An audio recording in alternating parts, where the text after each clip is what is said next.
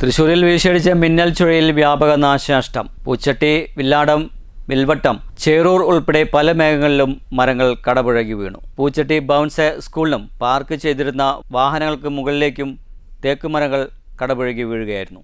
സംഭവത്തിൽ സ്കൂളിലും വാഹനങ്ങൾക്കും കേടുപാടുകൾ സംഭവിച്ചിട്ടുണ്ട്.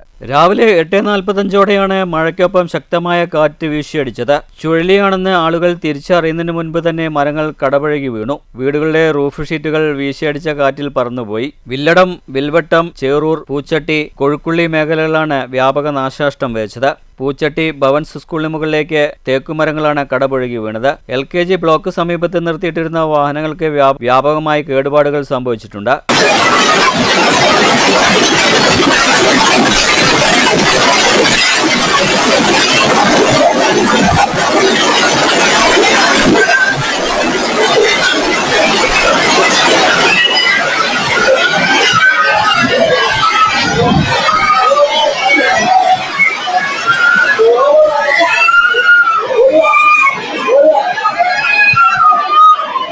മറ്റത്തൂരിൽ മണ്ണിടിച്ചിലിൽ ഭീഷണിയുള്ളതിനാൽ 10ഓളം കുടുംബങ്ങളെ ക്യാമ്പിലേക്ക് മാറ്റിപ്പാർപ്പിച്ചിട്ടുണ്ട്. കൊടുങ്ങല്ലൂർ പുല്ലുറ്റിൽ മഴയിൽ ഒരു വീട് തകർന്നിട്ടുണ്ട്. വാരാക്കരയിൽ ശക്തമായ കാറ്റിലും മഴയിലും വീടിന് മുകളിലേക്ക് മരം വീണ് നാശനഷ്ടമുണ്ടായി. ജില്ലയിൽ കനത്ത കാറ്റിലും മഴയിലും വ്യാപക നാശനഷ്ടം ഉണ്ടായെങ്കിലും ആളപായം എവിടെയും റിപ്പോർട്ട് ചെയ്തിട്ടില്ല. News bureau, Thrissur.